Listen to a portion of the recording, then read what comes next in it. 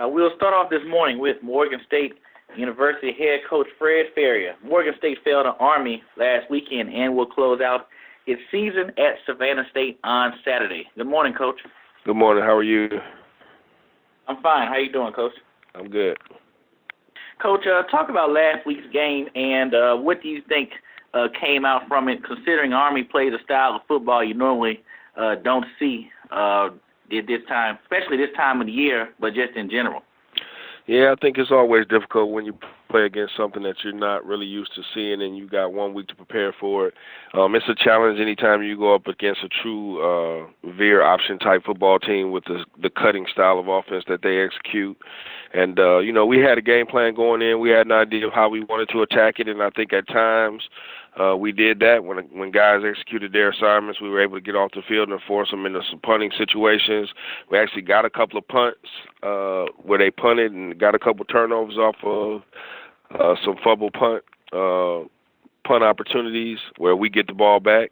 And, as the game went on and our guys just got a little bit more hesitant of the cuts and that continual cutting throughout the game, then we began to make a few mistakes and miss a few more tackles, and then some big play opportunities kind of took effect. And outside of the big plays, which is something that you always strive to eliminate, and there ended up being too many of those. But outside of the big plays, we didn't play against it terrible. But the big plays will kill you, and it absolutely did on Saturday. And, for us offensively, we got to continue to find ways to get some things done. There's some opportunities out there for us to make plays, but too many individual, physical, and fundamental type mistakes. We're still processing some things incorrectly where the ball should be going somewhere else, so we should make a different decision, and we got an opportunity for a better outcome. And we got to keep coaching those guys to try to get it right. And, we get one more opportunity to try to do that. The great thing about football is that no matter how bad you play, 7 days later you get another opportunity. And, we get one more chance to try to get it right, and we're going to do everything we can to take advantage of that this week coming up. And just talk about this week's opponent in Savannah State. It's a much different team from what you started scouting on in October. So just talk about the Tigers. Yeah, definitely a very improved football team. We definitely would have loved to have the opportunity to play this game earlier in the season. We think it would have helped our development where we were at that particular point in time. And, due to circumstances outside of our control, the game got rescheduled, so we'll play it this weekend. But they're a much improved team. You can just tell they're very, very well coached. They're a team that's not going to play outside themselves. They're going to do what they do, and they're going to try to not make mistakes and try to force you into some mistakes. So, the big thing will be to eliminate big plays, for us to not make mistakes ourselves, and for us to just really execute what we do and try to get good at what we do. They're going to do what they do defensively, primarily a 4-down front, but they'll mix up some other things in there and do some different things to try to confuse your quarterback a little bit, change some coverages, and we'll have to make sure that our guys understand and see what's going on and assess it the right way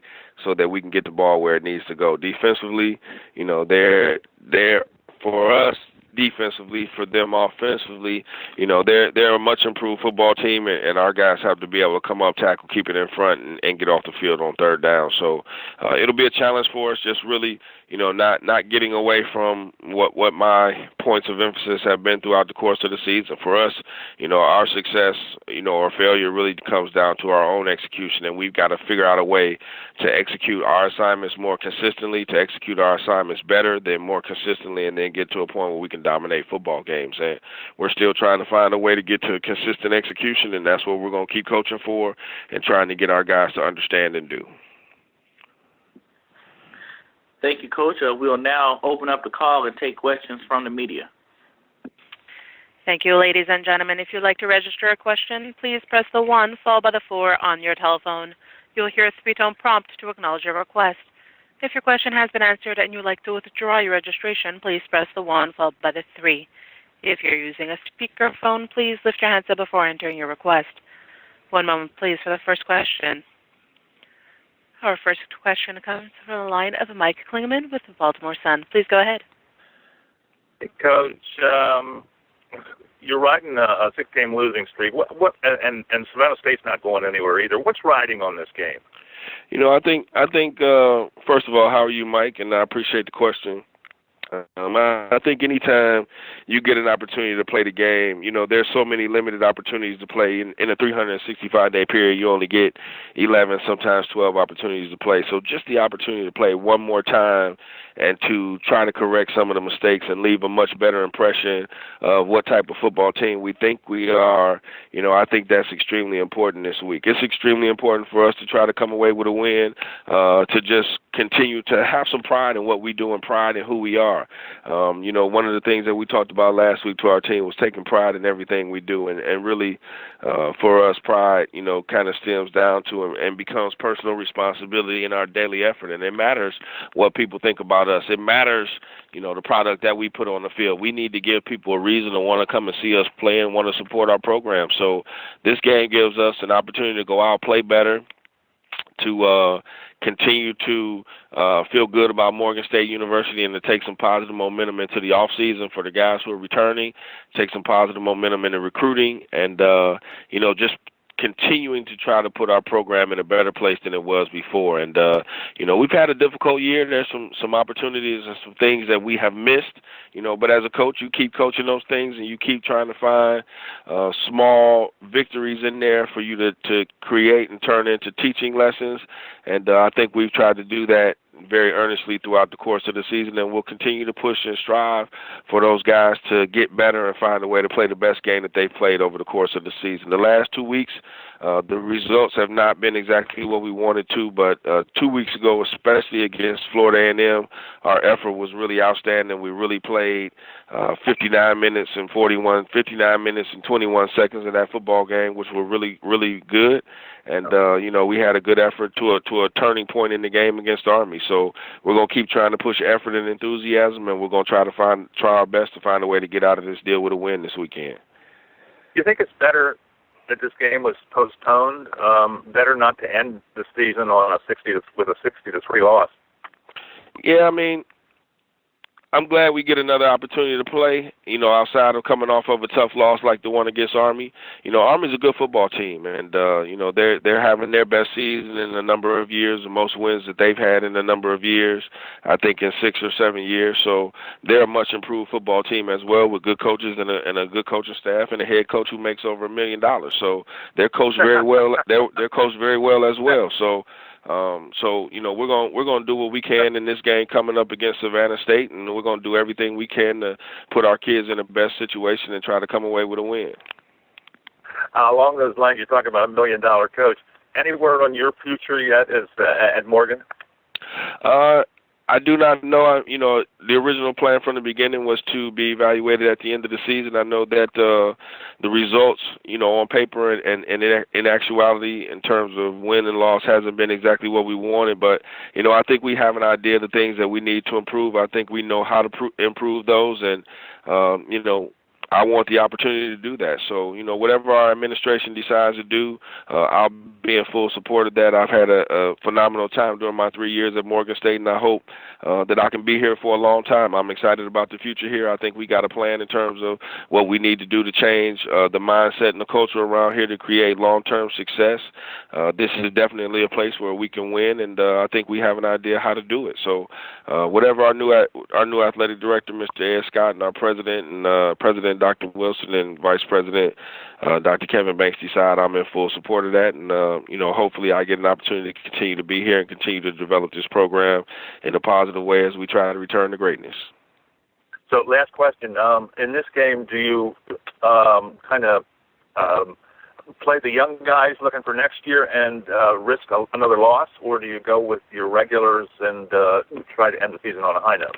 We're gonna play to win. You definitely would love to get some of your younger guys some reps. If those guys go in there and they make mistakes, then we'll get them out. If they can go in there and execute effectively, then we'll keep them in. But we're gonna go in with the intentions of winning, and we're gonna try to put the best guys in the best situations to give us a chance to win. So, we'll try to be aggressive. We'll try to take some chances, and we're gonna do everything we can to go in there swinging and try to come out with a win. So we're excited about having one more opportunity to play, trying to get out of this season with some positive momentum and take it into the off season, and we're going to do everything in our power to put our best foot forward and have our best game of the season on Saturday. And a win on the road finally. Yeah. Okay. Thanks, Coach. Good luck. No problem. Thank you. As a reminder, to register for a question, please press the 1 followed by the 4 on your telephone. Our next question comes from the line of Trevin Jones with SBN Sports. Please go ahead. Coach Farrier, how you doing this morning, Coach? I'm doing outstanding. How are you? I'm well, sir. Thanks for asking. Hey, Coach, you're about to face Savannah State, the upstart Tigers, and number 1, Sean Spalding, and number 11, T.J. Bell, the quarterback. What's your impressions of those two? Those guys are very talented. You know, they both bring something a little bit different to the table, and, you know, we've got to do a good job of keeping them in the pocket, not giving them tremendous scramble opportunities, and from a pass game perspective, trying to make sure that we put some coverages and some things in front of them which are going to confuse what they're looking at. You know, T.J. Bell is, you know, almost 50% completing. He's thrown 5 touchdowns and just about same amount of interceptions, but a very good player. He's their second leading rusher. He's got 3 touchdowns rushing, so, you know, we'll have to do a good job of keeping him in the pocket. You know, Blake Deaver is another good passer. He's got 280 yards passing, and you know, doesn't run as much. He's going to stay in the pocket a little bit more. But those guys both bring something a little bit different, and we'll have to do a good job of keeping him in the pocket. TJ, we'll have to be aware of him in the run game. And, you know, passing-wise, we'll have to keep it in front and try to make sure we can get guys on the ground and tackle. You know, they're going to try to get the ball to Tino Smith and Derek Kirkland. Those are their 2 leading receivers, and we got to know where those guys are and make sure that we can account for them and get them to the ground when they get the ball. And my last question, Coach, now that North Carolina Central is the MEAC champs, you guys played them tough. You only lost to them 17 by 4 points. Do you use that as motivation for your team coming into the last game of the season? Not at all. You know, for me, there's not no huge moral victories. You know, there's some opportunities in that game, and there's some opportunities in 3 or 4 other games for us to do the right things and come away with a win. I think each individual game, we're going to use all of that as motivation in the next game to simply do our job and do our best. You know, we've got 2 or 3 games where we miss 2 field goals and we lose by less than 6 points. So, you know, there's some opportunities for us to kick 2 field goals where there's no pressure and win against FAM. There's an opportunity for us to kick 2 field goals against North Carolina Central and win against them. You know, early in the game, there's two missed extra points and a missed field goal in the first half against Hampton, and we're down at halftime by 2 points when we played a terrible first half where you really could be in at halftime with the lead, and the dynamics of the game in the second half are different. So, you know, we've got to keep coaching our guys to simply take care of their responsibilities, to do those responsibilities to the best of their ability, and then to become consistent at that. And, you know, what we've been doing isn't good enough. We've got to elevate, you know, our expectations. We've got to elevate our effort to get there, and we're going to keep pushing that, keep coaching that, and I think we can get there. Thanks for your time, Coach, and good luck this weekend. Thank you very much. I appreciate you. There are no further questions registered. Coach Farrier, once again, thanks for taking time out and speaking with us this season. And we really enjoyed it. And just good luck as you prepare to take on Savannah State this weekend. Thank you very much. It's been my pleasure to be here every week. Morgan State will travel to Savannah State this Saturday, November 26th. Kickoff is set for 1 p.m., and the game will be shown on SSUathletics.com.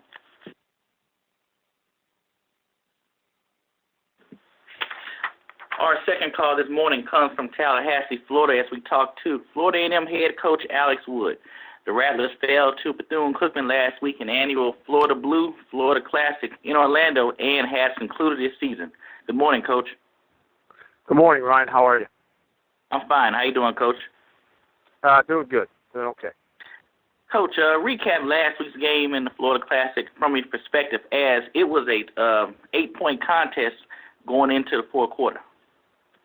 Yeah, we started out with a good offensive drive. We desired in that drive to try to get a touchdown, obviously, and walked away from it with a field goal. But we did get points, which was crucial for us. And again, it was competitive, as you mentioned, to a point. And then obviously, we created some miscues and shank punt and just bad field position. Put us in some tough situations, and we just weren't good enough to hold Bethune off and keep them from scoring points and getting the thing in a situation or in a margin of points that we just couldn't come back from. And your team, you jailed midway through the season, and you finished with your most wins since 2012. Could you recap the season for us and talk about the positives from where you were in August to where you are now? Yeah, we started out, obviously rough, with opener with Miami and obviously Coastal, and dropped a game that we, if you had to get one back to Tuskegee, obviously, which would have helped our win-loss record, obviously, but can't get those back. And then South Carolina State, we just kind of imploded, with 7 turnovers and just not playing very well. But we're able to rebound after that game and start to play more competitive football, and actually got a few more wins in a stretch there in October that was good for us. So it was good to see our team improve. We played 4 games this year. We didn't have an offensive turnover. We finished the season with 26 total with a +9 on turnover margin. I think that left us 3rd or 4th in the conference. Our defense, we went from dead last in terms of pass defense to being 1. Still struggling, though, to stop the run in an effective manner. Obviously, our kicking game, our kickoff returns and, our punting, kept us in pretty good field position during that stretch, obviously, and left us, in the top 4, 3 or 4 in the conference in terms of productivity in those areas. So, there was improvement, obviously. Offensively, we improved just a little bit in scoring. We're in the top 5 in scoring in the red zone offensively in the MEAC. So, those are all things that we can point to and say they were positive for us and things that we can build on as we go forward. We're just looking forward to developing some of the young players in our program. We only had 12 seniors on this football team this year, and so we're optimistic about that, what's in store for us for the future, and we look forward to it. Thanks, Coach. We will now open up the call for questions from the media. Ladies and gentlemen, to register for a question, please press the 1 followed by the 4 on your telephone. You will hear a 3-tone prompt to acknowledge your request. Our first question comes from the line of Trevin Jones with SBN Sports. Please go ahead. Coach Wood, how you doing this morning, Coach? Good morning, Tim. How you doing? I'm doing well, sir. Hey, Coach, do me a favor if you don't mind. Talk about your redshirt freshman quarterback, Ryan Stanley, and then also about Brandon Norwood. Both of them are coming back, and those would be 2 good pieces to build on for next season, correct? No, absolutely. Ryan, he came on again. I talked about that a little bit with Ryan McGinty in terms of, having 4 games where we didn't have an offensive turnover. The thing that we got to work on them with, though, is that I think we lost 8 fumbles this year, and I probably shouldn't say, but Ryan had like 5 of them. So we got to work with him on ball security. But other than that, his ability to escape out of the pocket is great. He's got to improve some in terms of being able to progress in the passing game. But we're really excited about, his presence, his leadership, actually, in his style of play, because young men, want to play with him because he's an exciting player. He can make things happen. He's proven that he understands how to value the football as a quarterback, the guy that touches it first on every snap, or second, after the center on every snap. And then, Brandon Norwood, he's been a top performer in our conference each year that I've been here, and we think that he's going to do nothing but get better. He's a go-to guy, made a big explosive catch for us in the Classic, and then obviously against, Hampton, he made some key catches and obviously caught the winning touchdown pass, against Morgan State. So, he's a guy that, physically, he matches up well, with most cornerbacks and safeties in our league, and he's a guy we're going to look to make big plays for us down the road. Both of those guys, and we're excited about their future with FAMU. And on the other side of the ball, Coach Bryant and your other defensive back, I just lost his name. I had it in my head, but is it Jock Bryant? Yes. Yeah. Jack West. He's a senior. he got the MVP of the classic defensive side. He had an interception, obviously, that was key, and then a fumble recovery that he returned out to about the 20-yard line. And it was exciting, two exciting plays for us, obviously. But he won't be back, and man, we'll miss him, obviously, and we look forward to helping him with his future. And that's, I remember now, Terry Jefferson. He was the other now he's a freshman, correct? I thought you were going there. Yeah, he's a redshirt freshman. He was in our very first recruiting class last year, and he's a redshirt freshman, but very promising player. He shows up not only just on defense. He's a sure open field tackler. We like that. He's aggressive, but he plays on a bunch of special teams for us and does a really nice job. And obviously, we're looking forward to his development too as a veteran player now that he's played in a lot of football games for us in 2016. Appreciate you, Coach. Congratulations on this season. I know it wasn't the season that you wanted, but I wish you the best moving forward to next season as you prepare. Yeah, Taylor, thank you very much. And no, it's not what we wanted, but it's something to build on. And again, we look forward to the future with a lot of good young players.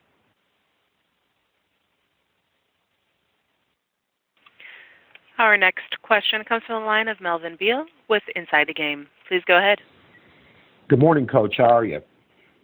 Melvin, I'm good. How are you? I'm well. Coach, talk a little bit about some bright spots coming out of the Florida Classic. I know that Gallen had a really good game defensively, but talk about his play and maybe some of the play of the other players that played well in the Florida Classic. Yeah, as you mentioned, Quintez, he had made some plays in that game. Calvin Darville, I'm just going to stay on the defensive side for a minute. I thought played well, contained the quarterback well, made some tackles, obviously, in that game that were key. Elijah Price as well, obviously, Curtis Alexander made some key stops for us, on some inside run plays and pursued the ball really well. We just talked about Terry Jefferson and then Jake Bryant with an interception and a fumble recovery, on the defensive side of the ball. And then, obviously, offensively, Devin Bowers had some good play for us. I thought offensively, our offensive line, it wasn't the exact group. Our left tackle got suspended for the game, obviously, and kind of forced us to mix up the lineup a little bit. But those five guys played well, I thought, together. We didn't have a sack in the game. We rushed the ball for, I think, 145 yards, I believe. I don't have those stats right in front of me, but somewhere there it was 100 yards in rushing for the day for us. Didn't have the output offensively that we wanted. I just thought we were out of sync with our skill positions there in the Classic, but I thought the O-line as a group played well. I thought our tight ends, did a really, really nice job with what we asked them to do in that game. And then Ryan had some bright spots as well. We missed on some throws that we wish we hadn't have, because we executed them well in practice, but just didn't happen that way for us in the game. And then once Colby got on track, our punter did a good job. Obviously added points for us with the field goals that he added. So those were bright spots as well. But again, those are things that we'll build on as we go forward, and we look forward to that. Yes, Coach, talking about building on, you guys didn't get a spring this past year, and you'll probably get that coming back up. Can you talk a little bit about the importance of having that spring training going into a season now that you've had a chance to assess a season without it? Yeah, it's so valuable because, again, having a chance to really have the fundamentals of the game become second nature. I mean, the more, repetitions are the mother of all learning, as you know, and not having those practices and that preparation to have a chance to evaluate our players. All of our evaluations and installations and all that took place in summer camp. And the players were on their own, obviously, a lot, and some of that's good, but again, there is a place. Coaching is legitimate. There's a place for the coach to be there to evaluate, obviously, and to make assessments of talent and teacher system. So it's huge not to have it back, and it's a huge disadvantage not to have it. That's for sure. So we look forward to having those practices back. And this year we'll only get 10. We won't get a full 15. We'll get 10. And then next year we'll have the full complement back. That's the plan anyway. And going forward, our academics are going well. Our APR scores are going well. We're projecting somewhere in the 940s for a single year, and then for the full year that'll get us closer to the 930. So hopefully we can get some relief on if not all these sanctions, a few more. Well, Coach, congratulations on the season. There was progress there, and wish you well. Happy holiday. Yeah, same to you. Thank you very much. There are no further questions at this time. Coach Wood, it was a pleasure speaking with you this season, and have a successful off season, and look forward to hooking up with you throughout the off season and starting this thing all over again in August. Ryan, it's been a pleasure, being part of the program, obviously, and having a chance to talk about Florida A&M football, and also having a chance to promote the MEAC football and athletics. It's a great conference. We've got some great opponents, some great universities that we have a chance to compete against, and man, we look forward to it. And we are. We're looking forward to the off season. You have a great holiday, and I'm sure I'll talk to you soon. Same here, Coach. Okay. Thank you. You're welcome. Florida A&M season has concluded as the Rattlers finished with their most wins since 2012.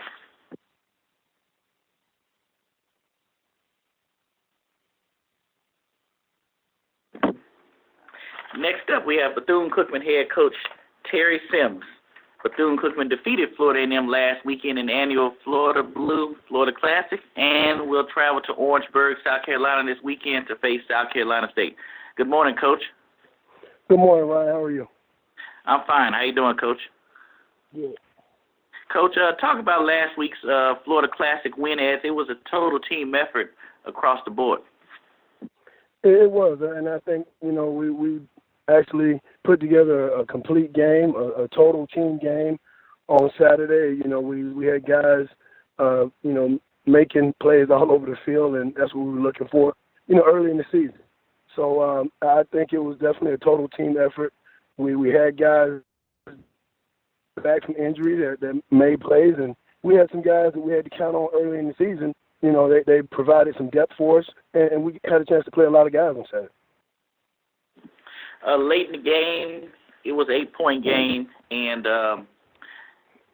Kevius Williams came in and had 2 late scoring drives that sealed the game. How much you think those scoring drives boosted his confidence going into this weekend's game and the off season also? Oh, it had a tremendous effect on his confidence, I believe. He actually has been getting better, every week. Since he had to actually go in and play early in the season, he's gotten better every week. He was allowed to call more plays, check more plays at the line, and I think that's just a really big deal for a guy his age. Hadn't really taken any college snaps before this season.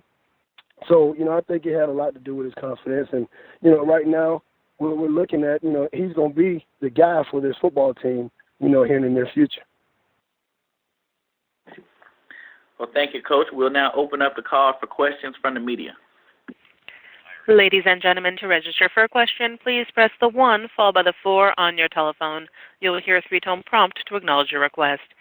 Our first question comes from the line of Trevin Jones with SBN Sports. Please go ahead. Coach, how you doing this morning, Coach? I'm excellent. How are you?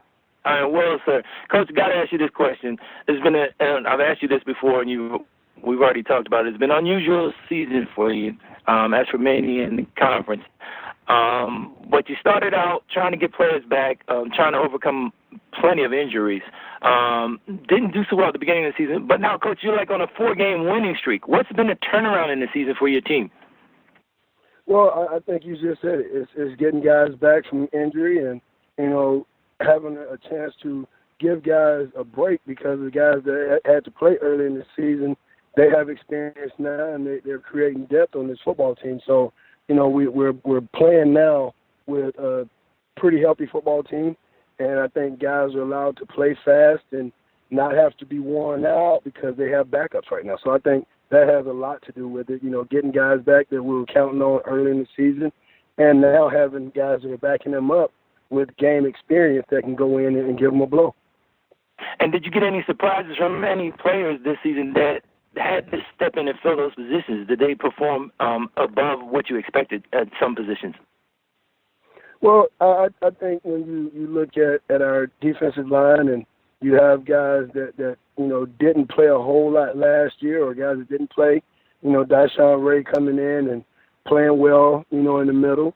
And, Jamal Thomas played some last year, but not a whole lot. So I think those two guys, they have done an excellent job for this football team at the defensive tackle spot. And, with our linebackers, Trent Bridges is doing a great job. We have Alex Morales, who didn't play a lot last year, that's doing a great job defensively at the linebacker spot. So, I really think those guys stepped up on defense. Offensively, when you really look at it, we have guys that we knew could play. Cameron Rigby, he's doing a great job at running back right now. And our receiving core is dynamic. And those guys, they do a great job of going to get the ball and, getting yards after the catch. The last guy, Giovanni Francis, had a great game on Saturday. He was the guy we've been waiting on, to grow up, and he did that on Saturday.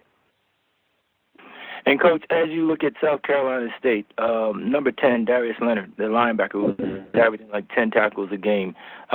What's your impressions of that gentleman? Oh, outstanding football player and outstanding young man. He actually gave us some problems. We knew he would give us some problems because on film he was all over the field.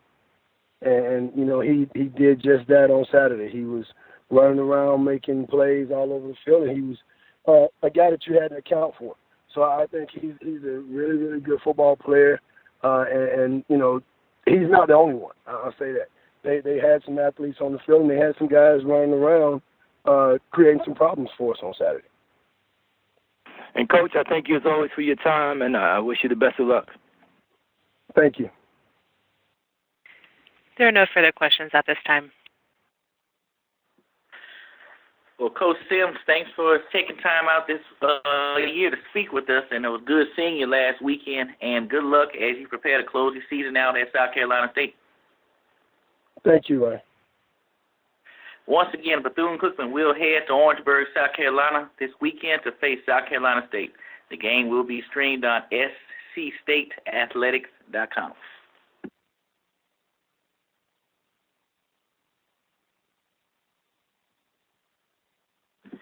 Okay, we will now be joined by Delaware State head coach Kenny Carter. The Hornets fell to Howard last weekend and has concluded its 2016 season. Good morning, Coach. Good morning. Coach, how you doing? I'm great. How are you? I'm fine. Last week's game was power football for those that liked a game featuring three good running backs, especially your freshman Mike Waters' 200-plus yard game. Just talk about last week's game at Howard. Well, we had opportunities to win the game. We drove down on the very first drive and went for it on 4th and goal, didn't score. They come out and we get a sack fumble, but we jump off sides. So it's kind of a telltale thing for what has happened the entire season. You got to take your hat off to Howard. They played really hard, ran the ball really well. And two teams that clearly have struggled this season, but are really not the kind of team that their record says they are. But we came in on the short end. Now we get ready for the off season. I'm very excited about this team. Love this team. Like I've said the entire season, we've overcome some things, and we everything we've done over the course of the year has put us on track for what we feel like we can do in the near future, except get wins. Well, I think this year everyone pretty much enjoyed your team's journey from where they were in August all the way to where they're at now, and people actually saw, especially watching Mike Waters' development. Just talk about the season as a whole, and what are your off-season goals in terms of getting ready for 2017? Well, our all-season goals. I told the kids on Sunday, It's all about wow. We got to make a wow turnaround, and for us that means working on winning every day. Everything that we do off the field, in the classroom, every week these guys, they came to work trying to build chemistry with young people who have not played together. In the game Saturday, the starting defensive line, only one player was even in spring practice. One. So there's a lot of young players that have played for us. 14 of the 22 starters were either a freshman or a sophomore. So it's been a great year watching young people come together, and obviously it's hard when you don't win. But they were able to have the vision and understand why it was that we were not achieving the things that ultimately you're supposed to do in a football game, and that's win. Well, thank you, Coach. We'll now open up the call for questions from the media. Ladies and gentlemen, if you'd like to register for a question, please press the 1 followed by the 4 on your telephone. Our first question comes from the line of Trevin Jones with SBN Sports. Please go ahead. Coach Carter, how you doing, Coach? I'm good, Trevin. How are you? I'm well, sir. Hey, Coach, this past weekend you started Gill at quarterback as opposed to Epperson. Was that because Gill was a senior, or was Epperson injured? No, it was twofold. One was because he was a senior, and two, because he had just been performing better. Dan was turning the ball over way too much, and you can't do that, and it plagued us the entire year. There are several decisions that have already been made and have been executed on Sunday, and so we know what direction we needed to go, and we've already started the wheels turning, and it started turning on Saturday. And how about Bryson? Is he okay? Because I think, did he play the entire game, or did he go out early? Oh no. He actually had an injury. He is at the doctor right now, or will be at the doctor in about 30 minutes, and we'll see what happened with him. Hopefully it's nothing major, and we'll move forward from there. But we lost him for the rest of the game. Right. And Coach, am I correct? You only started 3 seniors in this game, maybe? We had 6 seniors total, and okay. We started 2 on offense and 2 on defense. You only started 4 seniors. So, and you talked about before, I think, your whole front line on offense, you only have 1 senior, correct? The center was a senior, the left tackle is a freshman, the left guard is a freshman, the right guard is a sophomore, and the right tackle is a sophomore. And I say all that, Coach, to say to you, as you move forward to next season, you have to be feeling kind of good about the nucleus that you have as a team. I feel great. I feel absolutely great. We took our lumps, and there's every Sunday I go through the entire game, every phase, and I show the things that we didn't do well, and I show the things that we did well. And so our kids they get it. And as anybody knows, when you watch the losses accumulate, it creates a somewhat of a stigma, and it's my responsibility and the staff's responsibility to make sure that they understand that it's not about karma, it's about execution. And for every loss that you have, there is a reason why an explosion play happens. There's a reason why you don't execute a play well enough to get a first down or a touchdown. And so they have been able to really see what needs to be done to make the adjustments for us to move forward, and they're excited about it. I've met with every kid in the program at the end of the day yesterday, and you can just see it in their eyes how excited they are. And my next question, Coach, is kind of twofold. Malik Harris was all over the field on Saturday. He's from Washington, D.C. Was this a homecoming for him? Was he just extra pumped for that? And he seemed like he was shadowing number 7, Anthony Filial. Anytime you saw number 7, you saw number 24. Well, he was obviously, anytime you play at home, it's a big deal. But he's been all over the field the entire year. Him and Brian Cavalcante are 2 really good linebackers. We're very, very excited about that tandem and what they bring to the table. When it comes to Filial, he had to be all over the field with Filial because Filial himself was all over the field. I don't know that I've seen a better game from a young man as far as yardage production until back when I was coaching running backs in Florida.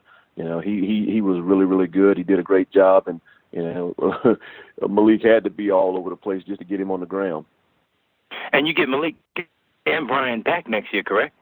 Oh yeah, we only lose a starting corner and a starting defensive end. That's it on defense. Always appreciate your time, Coach. Good luck as you prepare for next season, and happy holidays to you. Same to you. Thank you. There are no further questions at this time. Coach Carter, thank you for joining us this morning, and enjoy speaking with you this season. And once again, happy holidays, and have a successful off season as we look forward to seeing what you put on the field in 2017. Always a pleasure. Thank you very much. You're welcome. Delaware State University season has concluded, and we will now be joined by Howard University head coach Gary Harrell. The Bison defeated Delaware State last weekend and are finished for the season as they prepare for off-season. Good morning, Coach. Hey, good morning, Ryan. How you doing? I'm fine. Coach, last week's game, like I told Coach Carter early on, was power football as Anthony Farrier set a school record and was the National FCS Player of the Week and MEAC Offensive Player of the Week, along with a good game from William Parker. Talk about last week's game. Hats off to Coach Carter and Del State. And they came in, and it's a tough team, a tough young team, and the future is very bright. They're well coached. They play hard. Anytime Howard University and Del State meet up, you can throw out the record because it's going to be a hard-fought game, no matter if it's here in Washington, D.C., or if it's in Dover, Delaware. But it seems like whichever team is playing at home usually get the advantage. And I think we both came out. It was a game that I know they desperately wanted because they've been playing hard all year. And we came out, was able to establish the run, and they did the same. It was power football. It was a great atmosphere, and it was a great matchup with both teams. And we're just fortunate to come out with the win. And they had opportunities to win the ball game also. And I think the kicking game towards the end, both sides, as far as the staff, we had to make executive decisions when it came to the kicking game because the win was a big factor. The play of the game part for us, we got a long punt to pin them back on the goal line, and we got the field position that we needed. But they came back and also did the same thing. But we just was fortunate. I'm very proud of my guys that they was able to go into the 4-minute drive and be able to run the football to win a ball game. But I think both sides, when you look at Del State and Howard, we saw some things that we can build on. We have guys that could very easily on both sides of the football, just quit and went in a different direction. But these guys, they come to practice, they come to the game with a mindset to win, and they play for the coaches, they play for themselves, and they play for the university. But Waters had a great game. Farrier had a great game, and also Parker. So Farrier comes back, and Parker is moving on. So it's good for a senior to finish on that note, and we're just proud of him with all the injuries that he had, that he was able to come in his last game and perform well. But we're going to continue to build. Anytime you finish the season with a win, going into the off season is always good. And the guys that's coming back will continue to mold and build those guys for a better season next year. Thank you, Coach. We'll now open up the call for questions from the media. Ladies and gentlemen, if you'd like to register a question, please press the 1 followed by the 4 on your telephone. You will hear a 3-tone prompt to acknowledge your request. Our first question comes from the line of Trevin Jones with SBN Sports. Please go ahead. Coach, how you doing, Coach? Hey, I'm doing good this morning, Trevor. How about yourself? I'm doing well, sir. Thank you for asking. Hey, Coach, the mental toughness of the Bison this season, talk about it. It was a never-say-die kind of attitude. It was. We had a couple of games, man, where we know if we did everything that we were supposed to do as far as winning a third down situation here and there, getting stops, taking advantage of red zone situations. We look at the Savannah game, we look at South Carolina State. We fought North Carolina Central was undefeated. When we got champ, we fought them pretty hard, and a lot of things that we just didn't do within the game.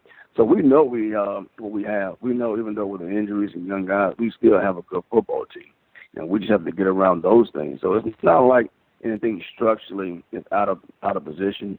The kids know, hey, we're in position to make the plays. As coaches, we're going to put you in position to make the plays. And the good thing about my guys, they take ownership. They accept the accountability. they know in certain areas they have to play better, and they come to practice and they work on that.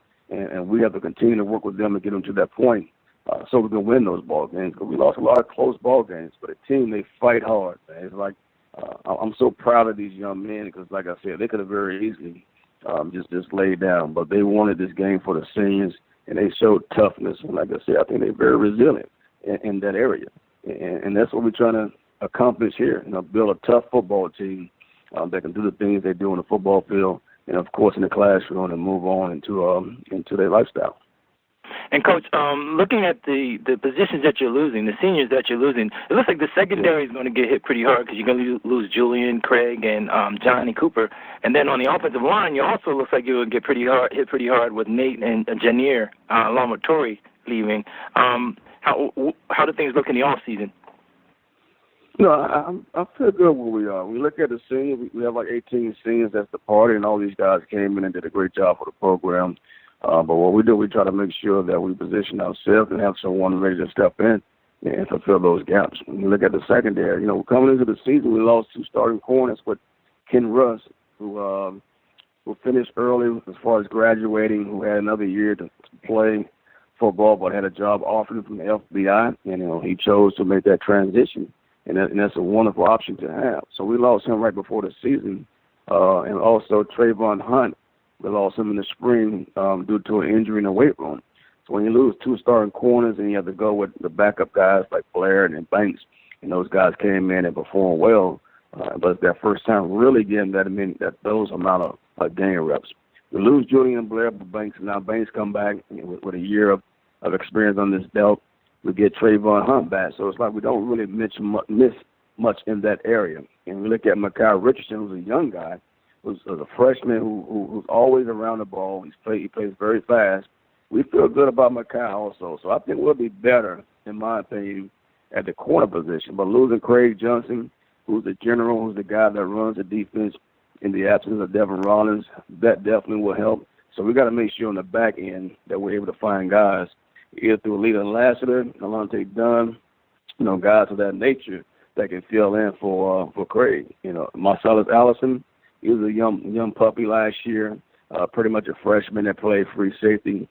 He's long-ranging, and I think that the game experience that he got this year is going to help him out also. So I think he'll be a great free safety for us. But I think the strong safety position is where we have to make sure we find a guy because that person is always important in Coach Petty's defense. He has to be able to blitz. He got to be a great run supporter, and also he has to be able to cover as well. So we're trying to identify that guy, and then I think defensively we'll be fine. And then, Coach, on the receiving core, it looks like you'll be pretty strong next season as far as receivers are concerned. I think Robert Mercer might be the only person you're losing there, as well as Marvin Harris, the tight end. And then special teams, the kicking game looks like it may be strong looking forward to next season as well. Yeah, receivers, we got guys, Lemonade coming back. He's a veteran guy. Of course, Cal Anthony, that guy should, in my opinion, be freshman of the year, and hopefully some first team, worst second team honors as far as MEAC selection. He had an outstanding year. And we have a guy, Jaquez Izzy, who's a freshman that got injured. He's a guy I'm very excited about who's going to come back and have an outstanding season next year. Jaden Avery's a guy that possibly return. So we got a lot of guys return. We only, like you said, losing Merce is a fast guy, but we have guys to come back as a whole that we can build some things around. And how about the young quarterbacks in Kalen Johnson and Jason Collins? If we lose the tight end and Justin Chaney come back, even though Marvin Harris is departing. So we have guys there, but the running back position is going to be solid with Anthony Filliard and C.J. Rainey. Losing Tory Board is one of our biggest losses. We're losing Nate Lewis and Reyes. Those 3 offensive linemen definitely did well for us. I think we had a decent offensive line. We have to have a good offensive line for a guy to rush for over 1,000 yards.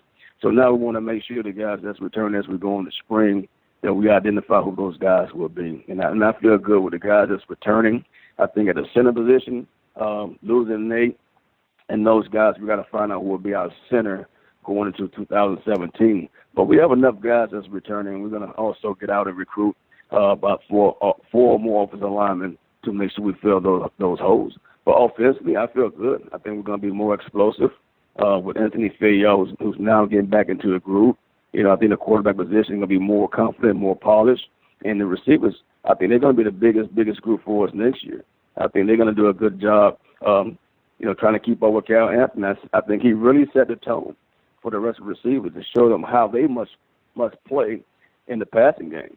So I'm very, very intrigued and looking forward to the off season and see how things pan out as we go through winter conditioning. And once we hit spring ball and watch how the guys continue to get better. But I feel good as a whole because we have a lot of young guys, and now we can continue to mold the guys together with the personality, the character that they have, and I think it's going to help them on and off the football field to be a better team. And, Coach, my last question, when I got to talk to Phil, and I asked him about having a target on his back now that he's known pretty much by everyone as opposed to just the conference, I asked him, well, how does he prepare for next season? He said bigger, stronger, and faster. Is that pretty much his mentality? Has that been the way he is as a football player and as a person? I mean, I think so. I mean, he's just a hungry kid. He's a very eager kid that loves the game of football. He's from Compton, California. He comes from that environment, and that's all he knows as far as working hard and not anything given to him. Anything that he go for, he really strive for it. And we try to put him in a position to get those things done.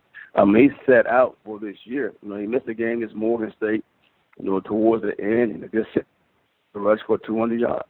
Against Delaware State, he said, I want to rush for 3. I mean, he says these things, and when you see it in his eyes, when he said and you hear it in his voice, he's very serious about it. He's a very determined kid. At the end of the game, we knew we had to run the ball because of the weather conditioning to win the ball game. I said, Anthony, it's on you to finish the game. And all you need is just a nod from him, and he understands the seriousness, and he gives you the confidence that don't worry, this is something that I'm able to do. And he's our Superman. You just want to make sure you protect him and that we don't wear him down. But this guy can go all day. He comes in after the game on Sundays. He's bruised. He goes through treatment. We make sure throughout the week we try to pull him back and get him back healthy. But game day, he's always ready to go. And it's going to be very, very interesting to see him once he hit that 220, 225 range.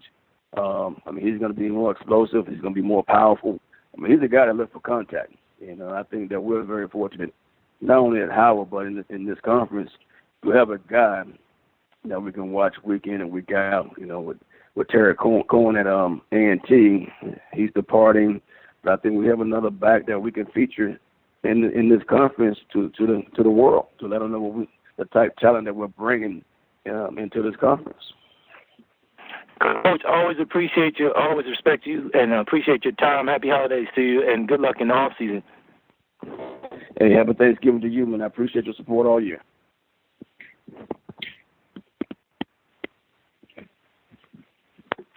There are no further questions registered. Coach Harrell, happy holidays, and thank you for speaking with us this season, and we enjoyed it here in the MEAC office, and just look forward to working with you down the line. Same here, Ryan. Happy Thanksgiving to you, and I appreciate everything that you do in the MEAC office, and I wish you guys well. Thanks. Harrell University's season has concluded, but they went out on a positive note as Anthony Farrier set a school record of 281 rushing yards and was named National FCS Player of the Week and MEAC Player of the Week. We're now joined by Norfolk State University head coach Latrell Scott. The Spartans won their second straight game as they defeated Hampton last week in the Battle of the Bay and has concluded their season. Good morning, Coach. Good morning, Ryan. How are you? I'm fine. How you doing, Coach? Hanging in there, man. No days off. Just back at it. Coach, talk about last week's game as your defense once again rose to the occasion and set it up for the offense to come through late. Well, it's another hard-fought game. I thought both teams played extremely hard. The kids from Hampton were competitive all day long. Like I said, the game got a little bit messy at times, but that's what happens in some of these games. But our defense played well enough for us to win, and like you said, offensively, we got a big play by a senior playing in his last game at Norfolk State to seal the deal for us. Coach, and talk about to play. You had a freshman, Cephas Harden, that came on late, and then T.C. Livingston had a good game, and I read his story this year. Just talk about their play and the defense, especially last week.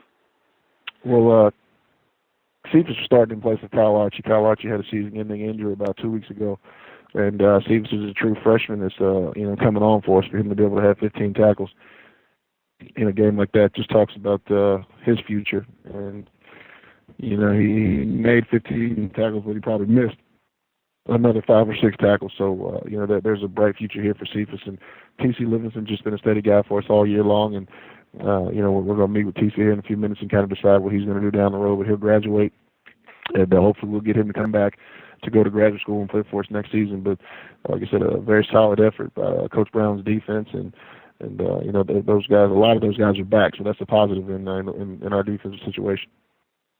And lastly, just talk about the season as a whole. Probably didn't have the expectation you set. You didn't meet them, the ones you said, in which we know they're real high. But just talk about how your team has progressed, especially towards the end going into the off season. Well, you're appreciative of the way that the kids battled, and they didn't waver. When people tried to get them to, when you're struggling some, a lot of people outside of your locker room have a lot of suggestions for your team, but they're tough and resilient enough to kind of keep things in house and stick together as a family. And we were able to beat two of the premier programs in the conference the last 2 weeks, and that doesn't mean a thing for next year. The thing that our guys have got to understand is we've got to start working on Monday after they come back from Thanksgiving and carry this into January, into the spring, and into the season next September.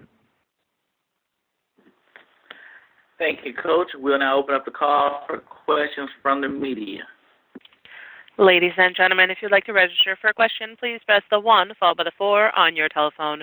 You will hear a 3-tone prompt to acknowledge your request. Once again, to register for a question, please press the 1 followed by the 4 on your telephone. Our first question comes from the line of Trevin Jones with SBN Sports. Please go ahead. Coach Scott, how you doing, Coach? Good, Trevin. How about you? I'm doing well, sir. Coach, just one question. You start the season off with a win, then you kind of go on a 6-game skid, and then you win the 3 out of the last 4. What was the turning point for the Spartans? And talk about the team's resilience, if you don't mind. I think just when you have a team that you're building and you're still putting pieces together, and young is not the word that we wanted to ever use as an excuse, but there were a lot of guys playing football for the first time, and it took a little bit longer than we thought, probably as coaches, for those guys to come along. But like I just said, they're tough, they're hard-headed, they're a resilient bunch, and when people tried to turn them against each other, turn them against us, they just remained positive and just did all the things they needed to do. And the other thing is just, there's some leadership involved. When you have kids like Trace Humphrey and Greg Hankerson and Brandon Walker and those guys that refuse to let the locker room divide, it helps. And it was good to see those 3 guys win their last college football game. And I was going to ask you about leadership, but you just answered it. I thank you, Coach. I appreciate your time. I wish you the best in the off season, and go ahead and try to get TC back. No question. Thanks so much, man. Have a great holiday. You too. There are no further questions at this time. Coach Scott, thank you for speaking with us this year, and I enjoyed working with you and tracking the progress of your team, and have a happy holidays and good luck this off season. Same to you, Ryan. Very nice job in your first year, man. Look forward to talking to you in August. Same. Norfolk State closed out their season with a win at Hampton last week, and their season has concluded.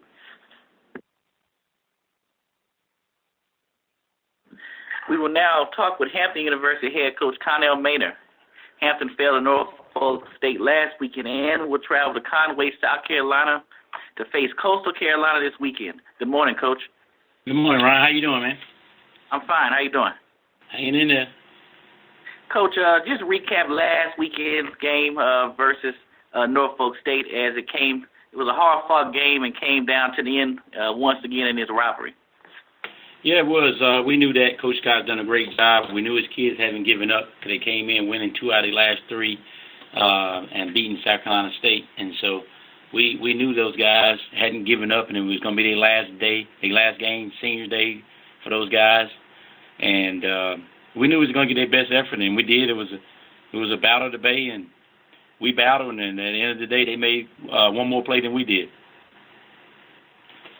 And and this weekend the season comes to an end on the road versus Coastal Carolina as they're in the FBS team going into the Sun Belt next season. Just talk about Coastal Carolina and what you have to do in order to get the win. We got to play perfect. We got to play perfect in all three phases, offensively, defense, and special teams. We're talking about the FBS program that left FCS and was a pretty darn good FCS football program when they was here. So now they got 85 scholarships, and they're even better. So I think they got 2 losses this year, and both to FCS football programs that's ranked in the top 5. So, and they lost by 1 point. So I tell you how good that football team is. They're well coached. They're disciplined. And it's going to be tough. It's going to be tough. We're going to go down and battle, though. We got 1 more game left, and we look forward to the challenge. And just provide a recap, even though the season's not over yet, but just talk about your team from the first game at Old Dominion all the way to where you're at right now, just in their terms of their progression. Well, it's kind of been an up and down season. You know, got off to a rough start playing some FCS opponents and FBS opponents, tough opponents, and then we had North Carolina A&T early, so we got off to a bad start. Then we put together a couple wins, and then we slipped up again against FAM. Then we put together a couple wins, and we slipped up again against Norfolk. So it's kind of been an up and down season. You know, 5-3, I think we're gonna finish in 3rd place, and you know that's not where we want to finish. We want to finish in 1st place. So it don't matter if you don't finish in 1st, no matter where you finish in my book. But you know, we're still making progress. You know, we was 5-3 last year in the conference, 6-5 overall, the first winning season since 11. Now we're 5-3 again in the conference this year and coming in 3rd place. So we're making progress, and it's not a big gap. It's not a big gap from the top to the bottom in this league. As you saw, Central and Norfolk was a close game, and you know, then Norfolk beat us, and you know, so it's not a lot of area room for error there from the top, from the bottom. Anybody can beat anybody on any given day. There's no dominant team in the league. North Carolina Central is the closest to being a dominant. They probably on like a 14-15 game win streak. Coach Mack is doing an extremely great job with those guys, and I wish him and the Eagles luck in the Celebration Bowl, and then North Carolina A&T and Broadway had a great season, and wishing them guys luck this week in the playoffs. So, but we had overall it was a decent season, but not what we was expecting and not what we was going for, a championship. Thank you, Coach. We will now open up the call for questions from the media. Ladies and gentlemen, if you would like to register a question, please press the 1 followed by the 4 on your telephone. You will hear a 3-tone prompt to acknowledge your request. Our first question comes from Trevin Jones with SBN Sports. Please go ahead. Coach Maynor. Yes, sir, Trev. What's happening, Coach? Nothing, man. Coach, one question. I'll make it a 2-part question. Talk about the development of Yaki and also Jalen. And then what is it that you see in Coastal Carolina that has you scratching your head a little bit or just raises your eyebrows? Okay, Yaki, he's very tough. You know, he made it through the whole season. We had to hold him out some practices early in the week to get him through because he's a little guy, but he's very tough and durable. You know, he's played in every football game, and you know, he gave us a good spark with Erik back there, the guy that can take it to the house at any time, and he's just a tremendous asset to the team, and looking forward to him having an even better year next year. And who was the other guy? Jalen? Williamson, your quarterback. Jalen. Mm-hmm. Jay's had a productive season. He's leading the conference in passing, and he done his part. He tried. You know, he's done all he could to lead these guys and get people lined up, and we just fell a little short in a couple of games. He's had a great senior season, leading us to 5-3 in the conference again, and you know, I'm just glad and happy for him and his senior year that he was able to lead the conference and lead us to 5 wins. And then the last question, Coach, was I know you talked about Coastal Carolina earlier, but is there anything specific, maybe with the offense, the defense, or special teams that stood out in your mind as you've seen this team on film? Yeah, their team? Yes, sir. Oh, yeah, man, the defense is unbelievable, man. They fast, they hit you, they cover.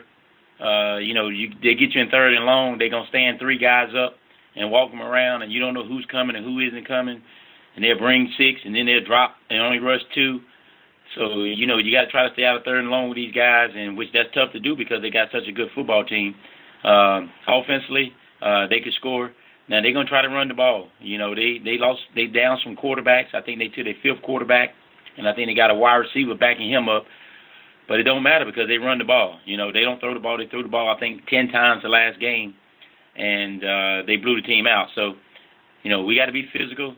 And we got to get in there and play some smash mouth football with them and try to put 7, 8 guys in the box and stop the run and force them to throw the ball, which is hard to do because they don't throw it. And I got to apologize to you, Coach. I got one more question. Coastal Carolina, is there any strategy to playing them at this point of the season as opposed to playing them maybe at the beginning of the season? Yeah, they might not hurt up our players. You know, they got a good program. And they're going to be tough. And I think, you know, really the only negative for playing them this week would be with the opportunity to make the playoffs. And if we would have had the opportunity to make the playoffs, of course, we want to play them. We'd have paid them off and went on to the playoffs. But other than that, no, there's no advantage of playing them early or later except for that, you know, the playoff implications. Happy holidays to you, Coach. I always respect you and appreciate you, and I hope you have a good luck this weekend.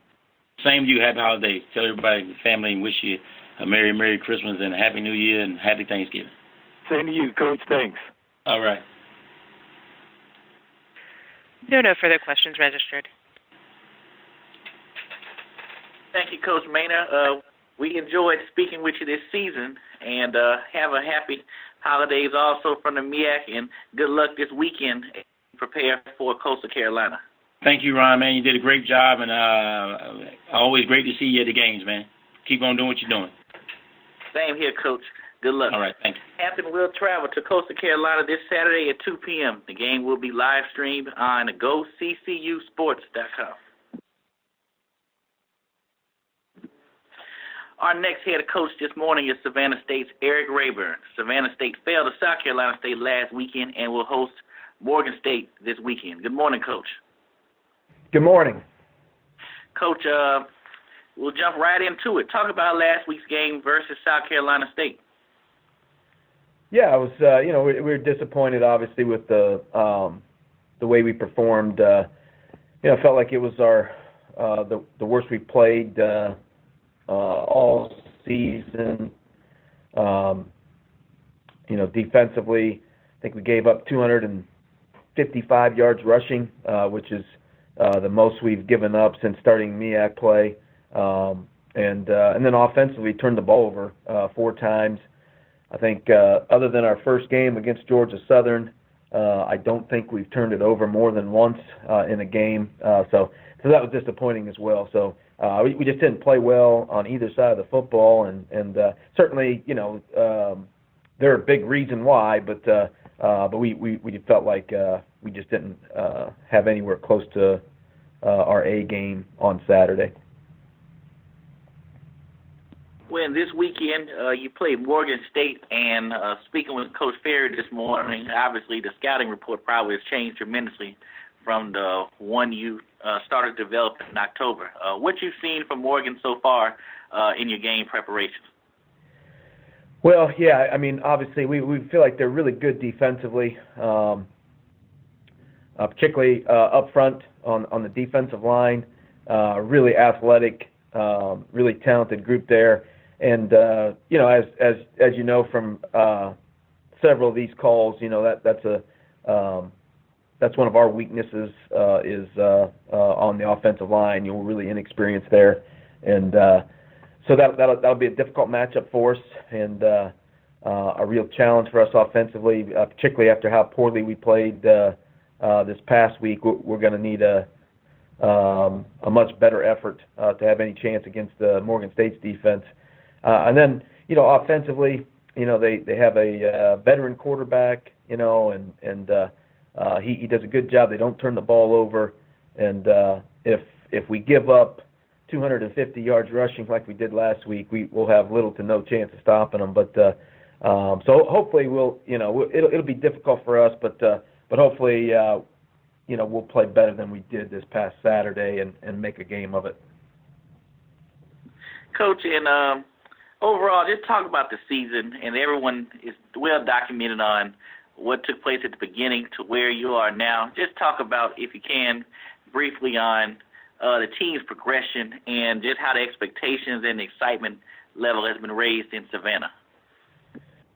Yeah, obviously it's difficult to feel like the season is a huge success when you only have won 3 games, but we do feel like we've made a ton of progress, and I think our players feel that way. I think our people on campus, our fans, I think they feel like we're making progress. Obviously, this past weekend was a step backwards, so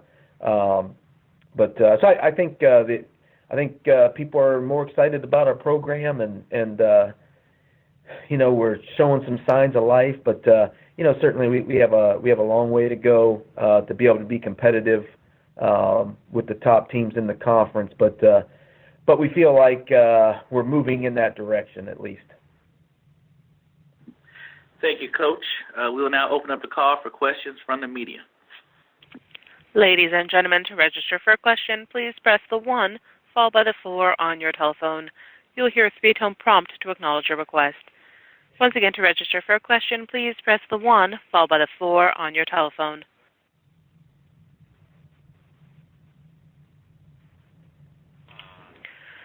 There are no questions at this time. Well, Coach Raeburn, I enjoyed speaking with you this season, and once again, good luck this weekend as you prepare for Morgan State, and just look forward to another successful off-season and coming back stronger in 2017. Thank you. Hey, I appreciate all your work organizing these calls and working with me in my first year. Thanks a lot. Oh, you're welcome, and thank everyone associated with Savannah State also for helping me. Savannah State will host Morgan State this Saturday. Kickoff is set for 1 p.m., and the game will be live streamed on ssuathletics.com.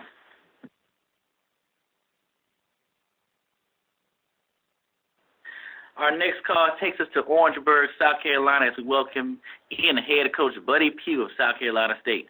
The Bulldogs defeated Savannah State last weekend and will host Bethune-Cookman this weekend. Good morning, Coach. Good morning, Ryan. How are you? I'm fine. How you doing? I'm doing good. Coach, I'm going to ask you to summarize last week's game, but I just wanted to make sure that my eyes are not deceiving me. You have a tight end named Darius Leonard now? Yeah, we do. When you get to this stage of the year, you're trying to do something to keep some excitement going. You do some pretty strange things, and we used Darius some as a wideout. He actually was a split side guy as opposed to a tight end. But he's been warning us all year about being a two-way guy, and we've tried to do some things with him now to see if we can make that come together. So it is what it is. He caught a touchdown ball Saturday. Believe it or not, in the first, I guess maybe 10 minutes of the game, we had a linebacker to catch a touchdown pass and had a 55-year-old man to get a run, so to get a 3-yard run. So, we had some strange kind of goings on in Orangeburg this past Saturday. I'll let someone else ask that question, Coach. Talk about Bethune-Cookman this weekend as they're playing their best football now. And, let's talk about this. Yeah. I don't know how I got into this deal. Those guys were limping along and struggling and, couldn't find their way out of a wet paper bag, back when we were supposed to play them. And, we messed around and get the game postponed. It's at this time of year, and these guys are rocking and rolling now. And, and we holding on for dear life. So we talking a whole different scenario. They don't look like the same team, and we don't either. So it's but I'm concerned about those guys coming in here Saturday. They've won 4 in a row. I'm sure they're trying to get back to 500. We've had a rough year, and it's one of those kind of weekends where we've got our work cut out for us. And lastly, just summarize your entire season from your first game all the way to where you are right now. You don't want that, Ryan.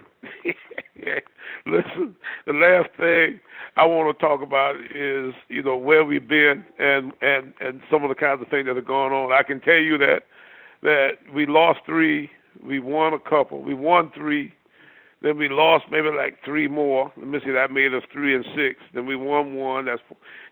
And now we on this last game, which is our 11th game. But it's been an up and down roller coaster ride. We've had some real tough times and some hard schedules. It's been a rough year. Well, thank you, Coach. We'll now open up the call for questions from the media. Ladies and gentlemen, if you would like to register a question, please press the 1 followed by the 4 on your telephone. You will hear a 3-tone prompt to acknowledge your request. Our first question comes from the line of Ty Miller with SBN Sports. Please go ahead. Hey, Coach Pough, good morning to you. Hey, Ty, how are you? I'm good. I saw you on national TV last night looking pretty good. I thought somebody might have. Yeah, that's it. Was it a hard decision to give the ball to a 55-year-old man? You know what? Ty, it wasn't. This gentleman has been on and off our team now for the last 4 years, and we've been trying to figure out how to get him out there for some time, and because of some other circumstances, we couldn't. But once we finally got the way clear that he actually could play legally, then we go to the point of trying to figure out how to actually make it happen. And we had him loaded and ready to go for the Norfolk game, and because of circumstances there in that game, we just couldn't quite make it happen. So then this week we decided to do it early in the game so that we wouldn't have to be considering, the circumstances of the game quite as much early in the game as we would late when you really got, the game still in, to be determined. So we started the game off with a plan to get him in there in about the first, I guess maybe snap that we got in positive territory. We didn't want to give it to him back close to our own goal line and maybe possibly turn it over or something. But besides that, it was a go. And, he's been, I bet, as neat a guy to have around, and as well conditioned as any 55-year-old guy I've ever seen. You could tell that he was a stud in his day. And, Joe Thomas is the same guy, I guess maybe, 20 years ago as the boy is that plays, in the NFL now. So, they have great gene structures and the ability to do what they do, I guess is kind of, that deal because of the fact that they've got such a good body structure that way. Yeah, Coach, you mentioned Joe Jr., who was our Defensive Player of the Year at SBN a few years ago. Speak a little bit more about him, because I think a lot of people don't remember how good he was and still is. You're exactly right. Joe Jr. is a fantastic football player. He's playing inside backer for the Packers, and he's always been an athletic style kind of guy that will strike you. Was one of the top running backs in the state of South Carolina when he was in high school, and he always looked to me like a linebacker type body for some reason, and people gave me a hard time when he got here, saying you ought to put him at running back. Well, he was, I thought in the right place, and he's done a nice job of continuing his career, on to the path that he's gotten to now. Coach, you're catching a hot team, averaging 40 points per game. When do you begin to stop the Wildcats? Well, we got our work cut out for us. We play pretty good defense. We think we can pretty much get in there and stop most teams. But tell you what, these guys really have played well here recently. And, I've got to take my hat off to Coach Sims and his crowd. Those guys have really turned it around. And, it's a tribute to that staff and the character that they possess and the fact that they could make something turn around that drastically. Ryan asked you a little bit about your season thus far.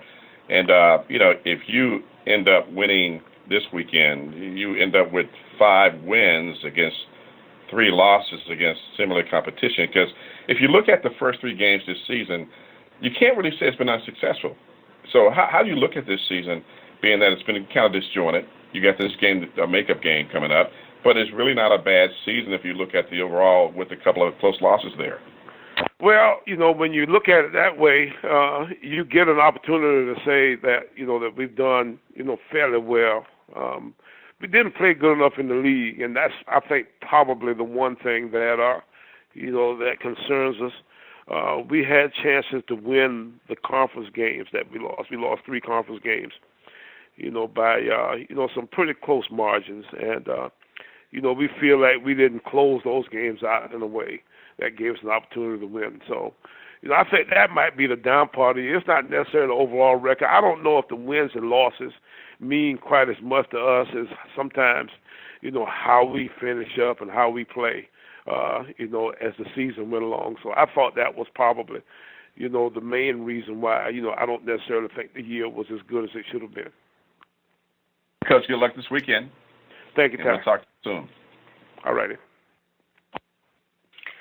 There are no further questions at this time.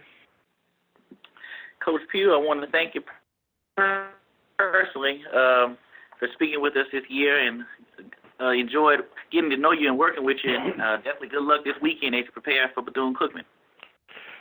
Okay, Ryan, I appreciate you. You've done a good job here in your first year. We've enjoyed working with you and looking forward to seeing you next year. Same here, Coach. Happy holidays. All righty. South Carolina State will host Bethune-Cookman this Saturday at 1:30 p.m. The game will be streamed live on scstateathletics.com.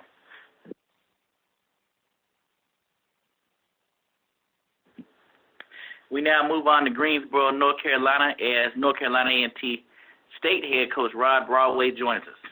The Aggies fell to North Carolina Central last week and received an at-large bid to the FCS playoffs. They'll travel to Richmond this Saturday at 2 p.m., and the game will be shown live on ESPN3. Good morning, Coach. Good morning, Ryan. How you doing? I'm fine. How you doing, Coach? I'm good, thank you. Coach, just talking about last week's game from your perspective.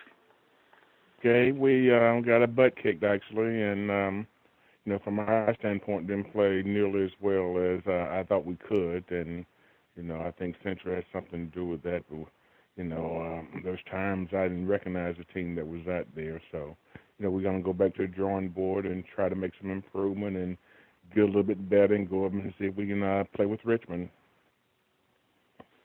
And even though you failed last week, the team received an at-large bid to the playoffs. What does that mean for the program as a whole? And also you, because I know you participated in the playoffs at Central in 05 and 06, so you know about playoff success or having experience in the playoffs. Well, it's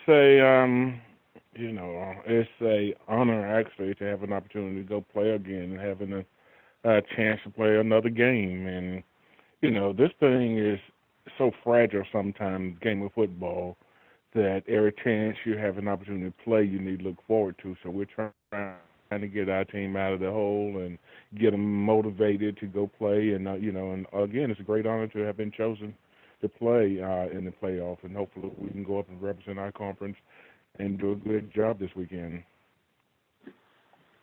Thank you, Coach. We'll now open up the call for questions from the media.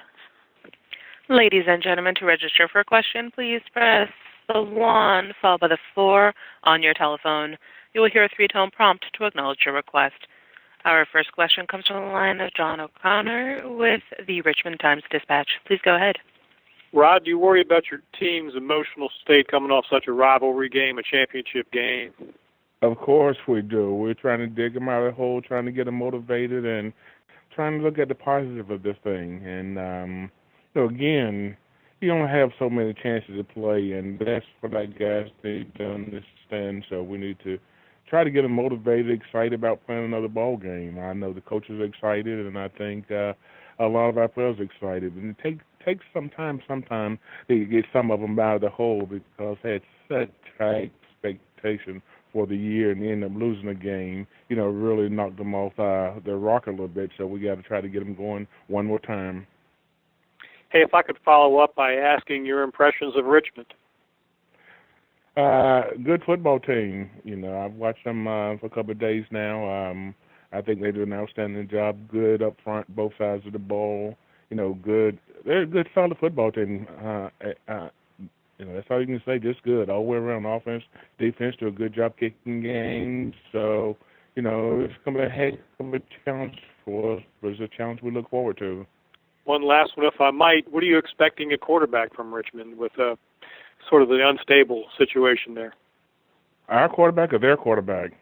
Their quarterback. I know you're pretty locked into your backup now, right? we don't know. We're more concerned about our situation than Richmond's situation this time. We're trying to figure out the direction we need to go with our guys and see who we're going to have available for this weekend. Thank you. Thank you.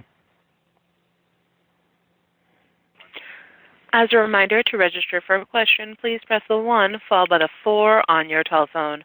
Our next question comes from the line with Ty Miller with SBN Sports. Please go ahead. Hey, Coach Broadway, good morning to you. Hey, Ty, how you doing? I'm good, Coach. And being that you are not going to the Celebration Bowl, I would still say the stakes are pretty high for North Carolina A&T at this point. Has the team talked about that? Yeah, Ty, we're trying everything we can to get these guys back mentally, because it was such a crushing blow for us to go and play like we did, And sometimes it's not that you lose a lot of times, and I know that's how you judge, but sometimes it's how you play. And I don't think, I know we didn't play very well this weekend. And again, I think we're capable of playing a lot better than we played, and hopefully we can rebound and play, close to how we're capable of playing. Looking ahead, the last reporter asked you about the Richmond quarterback situation. Lauletta, he may not go. So what do you know about David Broadus or Reece Chenault, the other quarterbacks? Have you studied them yet? We watched. I just watched the William & Mary game this morning and saw their guy in there, playing, and they're a lot like us, and that we're down to our 13 quarterback, and they lost their starters. So, what it comes down to whether we can win up front, and we got a butt kick last week up front, and hopefully we can come out and redeem ourselves and play a little bit better up front, but. It's going to be a heck of a challenge for us, especially playing with, our 13 quarterbacks. So, but, we're going to go up and take a shot at these boys. We're not going to back down. We're going to take a shot at them and see what happens. When you look at a wide receiver like Brian Brown, what are your thoughts on him? Well, obviously, my initial thoughts, Ty, is that we got to stop the run. I mean, we got the ball shoved down our throats last week, so our focus is on trying to stop the run. We're not too concerned right now with trying to, we're trying to figure out how we can get back to being a good defensive football team and get the run stopped because we're pitiful last week. So, but a good player. He's a good player. Because I do want to ask you, what is most helpful in looking at when you look at Richmond? Is it looking at their entire season on film or looking at a team that may be similar to yours? And I do understand we're in the winter months now, so the run is most important, the line play is most important. But what's going to be helpful in looking at them, being that they played a team like a Norfolk State and they shut them out, and they took out some other competition that may be similar to your team? Yeah, well, they're a good football team, and they've been in the playoffs every year, and do a good job. Well-coached football team, big up front, fundamentally sound. Plays with great effort, like most good teams do. So, again, it's going to be a heck of a challenge for us, but it's one we look forward to. We'll look forward to going up there and competing and see if we can play better than we have in the past. Coach Danny Rocco has some very complimentary things to say about you and the team, and he said he's not looking at your team as a team that lost a big game last week, but he's looking at a team that's, really hungry to advance in the playoffs. Well, hopefully we can, Ty, if you get hot at the right time, if you look at last week, we're definitely not hot. But if you get hot at the right time, you can make a run at this thing. And that's what we're going to try to do. We've got to get better play at a lot of positions, including our quarterback position. So if we can do that, then I think we're competitive at most of the spots on the field. We just got to protect the football a little bit better, make a little bit better decision at quarterback. And, let's just see what happens. Okay, Coach, good luck this weekend. Thank you, Ty. I appreciate it. There are no further questions registered. Coach Broadway, once again, thank you for speaking with us this season and enjoyed talking with you. And definitely good luck this weekend as you prepare for postseason play at Richmond. All right. And thank you, Ryan. And you have a great holiday here. Same with you. Happy holidays. All right. You too, brother. Later. North Carolina A&T State will travel to Richmond this weekend in the first round of the FCS playoffs. Kickoff is set for 2 p.m., and you can catch the game live on ESPN3.com.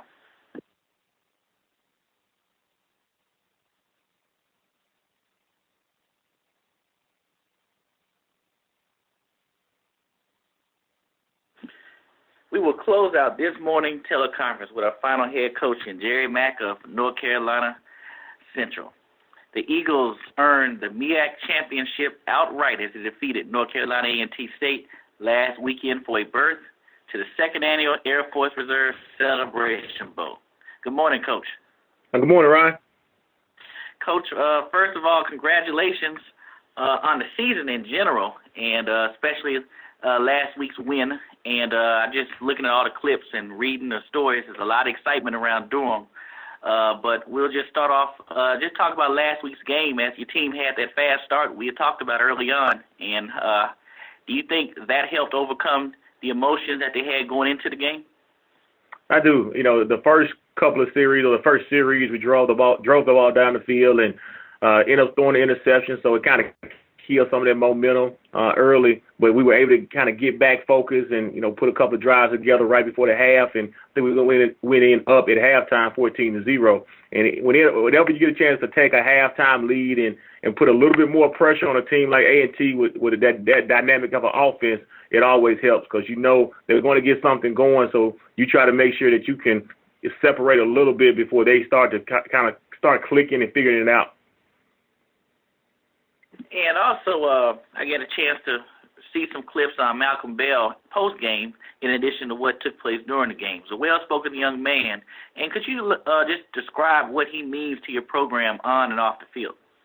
Oh, Malcolm's been a great asset to us the entire 3 years I've been here. We came in, we've been able to develop him as a passer. He's gotten a lot better throwing the ball. He's always had the legs and the run ability. But what you see now is a kind of a finished product. He's making the reads. He's been playing well the last few weeks.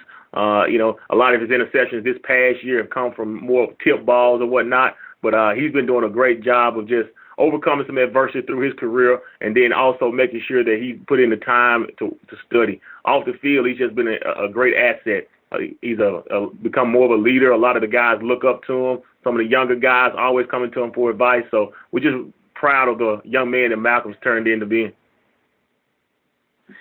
And now you can turn the attention to the Celebration Bowl in December. But what's unique about this game, how do you prepare for a game that's a month away and against an opponent that you will not know until December 3rd at the earliest?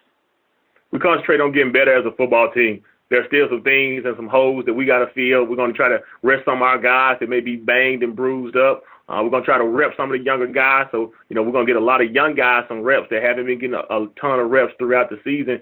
I think it's going to help with their development going into spring football. And then also, too, we're just going to keep fine-tuning the things that we already do. Well, thank you, Coach. We'll now open up the call for questions from the media. Ladies and gentlemen, to register for a question, please press the 1 followed by the 4 on your telephone. You will hear a 3-tone prompt to acknowledge your request. Once again, to register for a question, please press the 1 followed by the 4 on your telephone.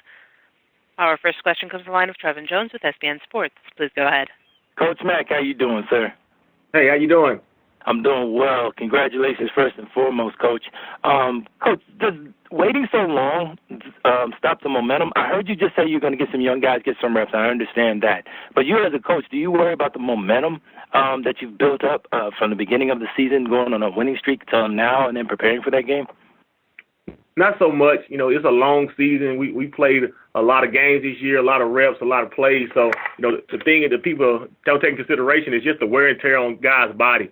So now, you know, you get a chance to sit back for about three weeks or so and make sure you rest guys up and heal some guys up. Heck, we'll probably get a guy or two back that has been, you know, out for most of the season. We'll get a couple of bodies back. So I think it helps us more than anything because now we'll be even more ready. And Coach, after the game this past weekend, I think Malcolm made the statement, it was our time. Is that the attitude of the Eagles? Was that the attitude all season, or just going into the Aggie Eagles Classic? No, that's been the attitude and the rally cry all season long. It goes all the way back to what we talked about last year. We got a chance to watch A&T and the incredible job they did in the Celebration Bowl last year. We felt like that if we had an opportunity, we could have did some similar things. So, we just took it in our own hands and wanted to make sure that the summertime workouts, the off-season workouts, the fall camp, all that was all dedicated to trying to go to the Celebration Bowl this year. And, Coach, if you would for me, and I've asked you about these guys all season long, I'm going to ask you one more time. Just talk about the impact that Malcolm Bell's had on the team, Mike Jones and Darrell back there in the backfield, the impact they've had for your offense and defense and special teams this season. Oh, just dynamic players. 2 out of those 3 will be back returning next year. We'll lose Malcolm, but Darrell and Mike will be back to try to make a run at it another year. But those guys, is from a leadership standpoint and just sacrificing a lot of things that those guys do on offense and defense to play special teams. Obviously, Mike returns the punts and kicks for us, but he also does some other things on special teams for us. And Darrell just being banged up all year to able to come in that game and provide the type of effort that he had. It just speaks volumes of where they're at as young men. And, Coach, my last question, you get to exhale this time, in a sense, because you're going to the Celebration Bowl this time after 3 seasons of at least having a share of the MEAC title. How does that feel, Coach? Oh, it feels great. It's wonderful for our players. It's wonderful for our community. And also, too, it's definitely going to help North Carolina Central University increase our brand across the country. Coach Mack, appreciate your time. I always have the greatest respect for you, sir. Thank you, and good luck in the Celebration Bowl. Thank you so much. There are no further questions at this time. Coach Mack, before we close out, just summarize the season. I read a lot of reports. Everybody was saying that they thought they should have been ranked higher, and you had to always prove yourself. And at the end of the day, you're the last team standing. So just talk about how the season went as a whole. Overall, like any other season, we had our ups and downs. We went into the season, wanting to establish a tradition and a legacy here at North Carolina Central as far as some of the things that we've been able to accomplish, especially since we're kind of the new kid on the block in the MEAC. To some retrospect, we felt like we were maybe disrespected because of the ESPN games and, the preseason selection and things like that. But at the end of the day, that's all media, and you got to go out there and play the games and prove yourself. And I tell you, my hat's off to our young men and our staff because, they went out there and they did what they set forward to do, and that was go out there and try to win a MEAC championship and try to get a bid at the Celebration Bowl. And the focus and the intensity that has to take place week in and week out, that's something that you can't even begin to imagine, especially when the target's on your back, or especially when you're starting to have success and it seems like you're getting closer and closer to your goals. And at any given day, any given play, that could change your entire destiny. So my hat's off to our players as far as staying focused and making sure that they finish the job and finish the task at hand.